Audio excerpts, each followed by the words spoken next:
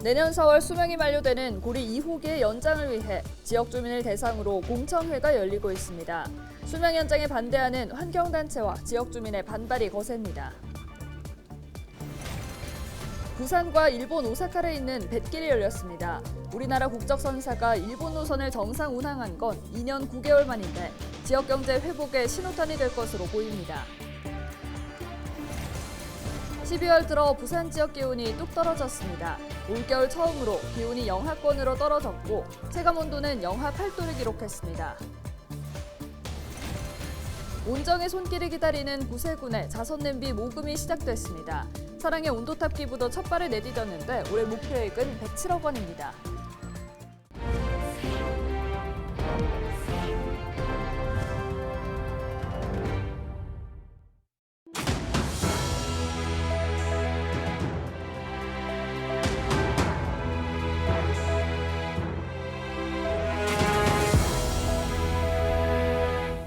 여러분 안녕하십니까? 헬로티비 부산 뉴스입니다.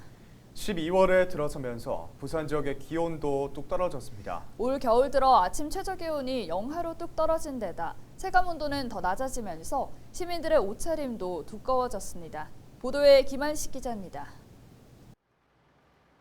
12월 첫날 아침 출근길에 나선 시민들. 목도리와 장갑을 끼고 잔뜩 움츠린 채 발걸음을 재촉합니다. 올겨울 들어 부산도 첫 영하권을 기록했습니다. 급작스럽게 찾아온 추위에 시민들의 옷차림부터 달라졌습니다.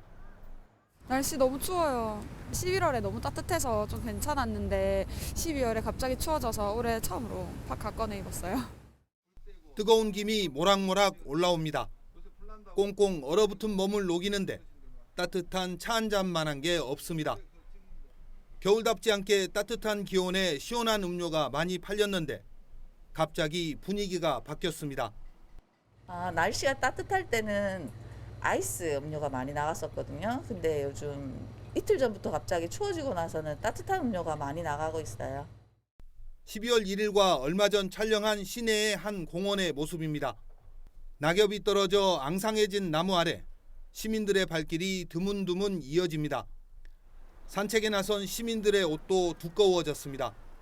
따뜻했다 아닙니까? 네. 그러니까 갑자기 차가워지니까 더 춥게 느끼지지. 추울수록 움직여야 안 되겠습니까?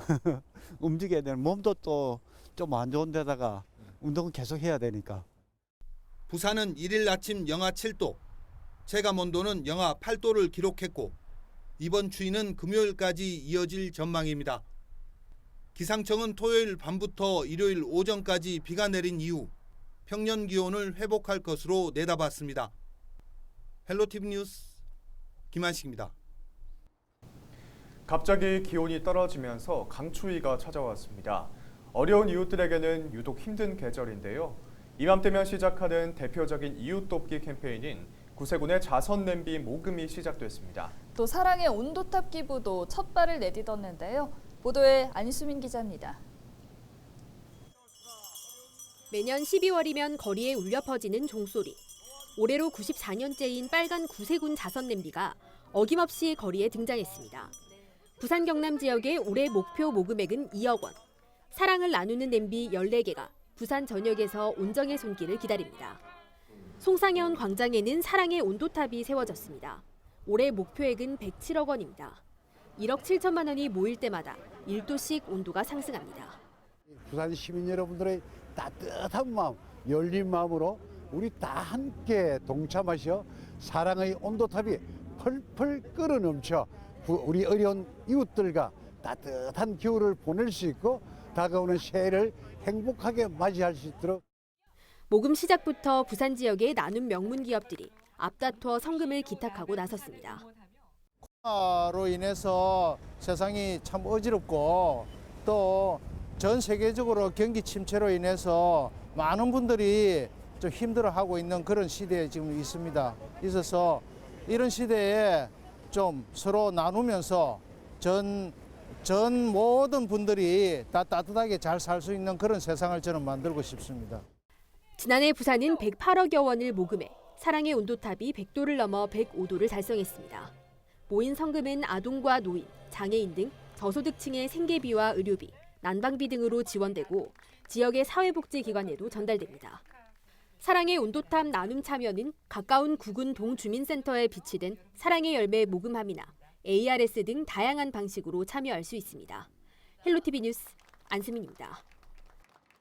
부산과 일본 오사카를 잇는 뱃길이 다시 열렸습니다. 일본 국적 선사의 부산 후쿠오카 노선은 재개됐지만 우리나라 국적 선사가 일본 노선을 정상 운행하는 건 2년 8개월 만인데요. 국제 여객 터미널에 위치한 원도심 지역 경제 회복에 신호탄이 될 것으로 보입니다.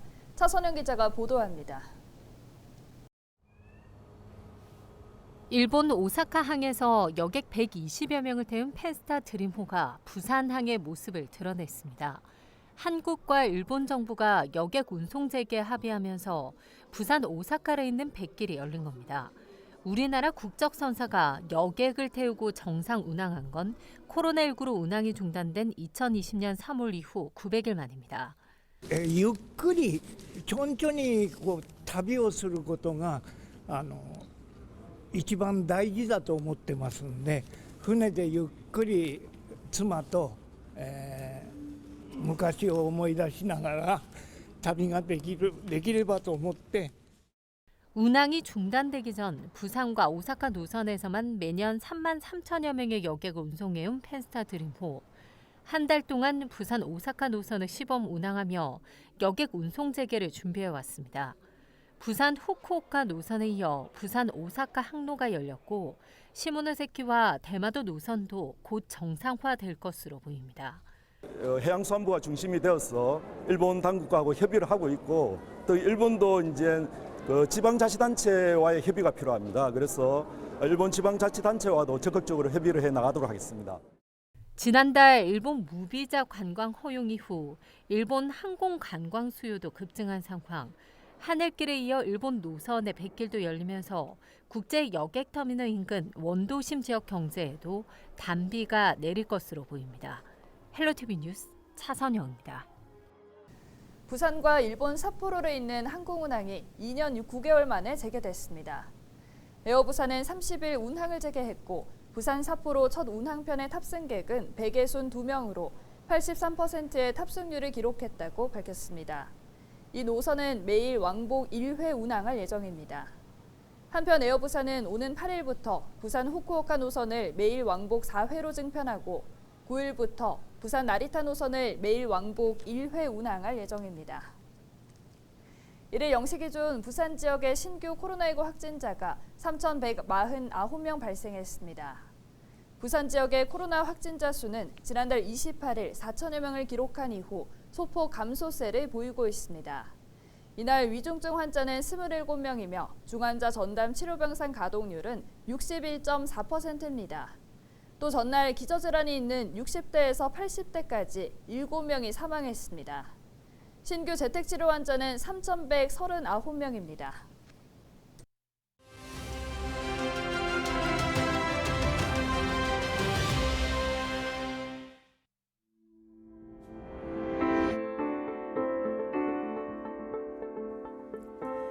글로벌 경기 둔화에 러시아 우크라이나 전쟁의 장기화, 주요국의 통화 긴축 정책, 여기에 화물연대 집단 운송 거부까지 그야말로 불난집에 기름을 부은 형국입니다. 지난달 수출액이 작년 11월보다 14% 감소했습니다. 산업통상자원부는 11월까지 쌓인 무역 수지 적자가 역대 최고 적자를 기록했던 1996년을 넘어 사상 최대 규모를 기록했다고 밝혔습니다. 8개월째 이어지고 있는 무역 적자, 기간으로 봐도 외환위기 당시였던 1997년 이후 두 번째로 긴 적자 기간입니다. 수출의 역성장은 국내외 경제 환경 악화에 한국 경제 버팀목이었던 반도체 수출이 급감한 것이 주요 원인인데요.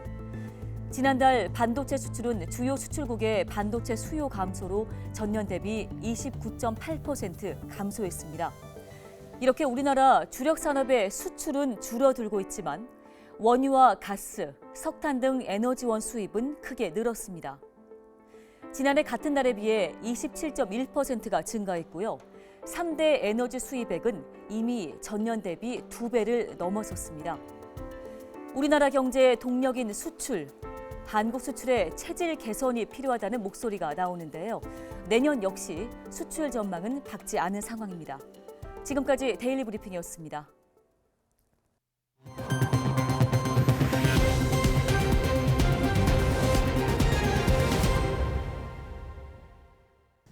내년 4월 수명이 만료되는 고리 2호기의 연장을 위해 부산과 울산 지역에서 환경영향평가서에 대한 공청회가 열리고 있습니다.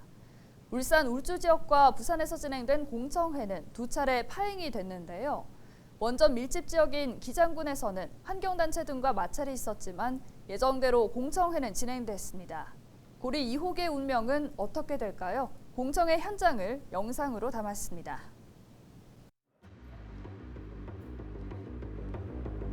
무슨 공청회 다 끝나면 들여보내실 거예요?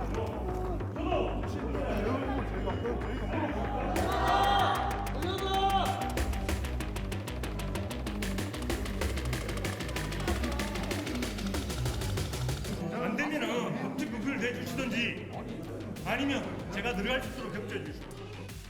그렇게 대하시는 태도가 민주주의 국가에서 특히나 원전 30km 반경 안에 있는 시민들로서는 굉장히 불쾌할 수밖에 없죠.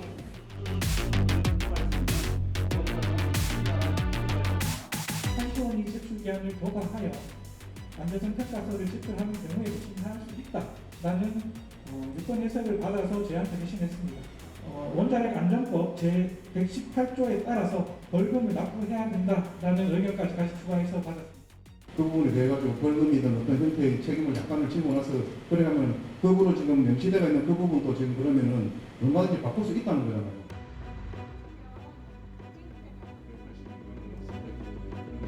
전혀 홍보가 안 된 거예요. 기장군의 국민이 18만 명이거든요. 그 중에서 몇 명이 열람을 했는지 아세요? 공청회 환경영향평가서 열람. 그 공란 방식을 좀 여러 가지 개선을 좀 하려고 좀 노력을 하고 있고요.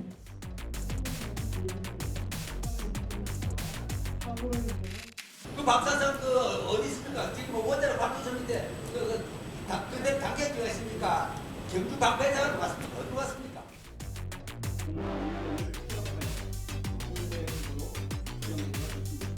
그 주민 의견이 다 반대가 나오면 이 공청회가 환경이 똑바로 나와도 오케이가 나와도 그럼 안 하는 건지 아니면은 주민하고 의견이 관계없이 환경 공청회가 오케이가 나오면 바로 진행을 하는 건지 지금 여기에도 우리 주민들이 이렇게 와가 있는데 이거 완전 들러있는 거 아닌가 싶은 그런 생각도 좀 들고. 저희들이 4월달에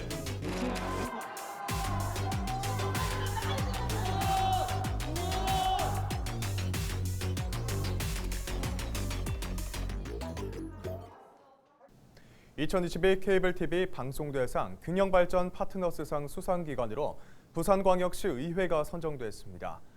부산시의회는 LG헬로비전 부산방송과 협업해 지역경제 활성화를 위한 협업 모델을 구축한 점을 높게 평가받았습니다. 특히 지역경제 활성화 등 지역 문제를 해결하기 위한 프로그램 제작을 지원하는 부산광역시 지역종합유선방송 발전 지원에 관한 조례를 전국 최초로 제정한 이후 소상공인 지원 프로그램을 지속적으로 제작해왔습니다. 또 다양한 의정 정보를 시민에게 전달하기 위한 콘텐츠를 제작해 LG헬로비전 부산방송을 통해 송출하고 있습니다. 이날 케이블TV 방송대상은 한국케이블TV 방송협회가 주최하고 과학기술정보통신부, 방송통신위원회, 문화체육관광부 후원으로 함께 여는 미래라는 슬로건으로 진행됐습니다.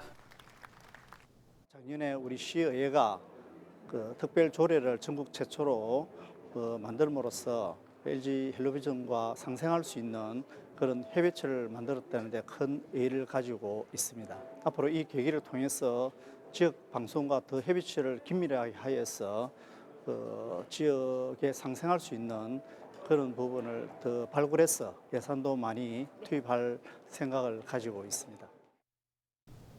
이상으로 뉴스를 마칩니다. 저희는 언제나 지역민 여러분과 함께하겠습니다. 시청해주신 여러분 고맙습니다.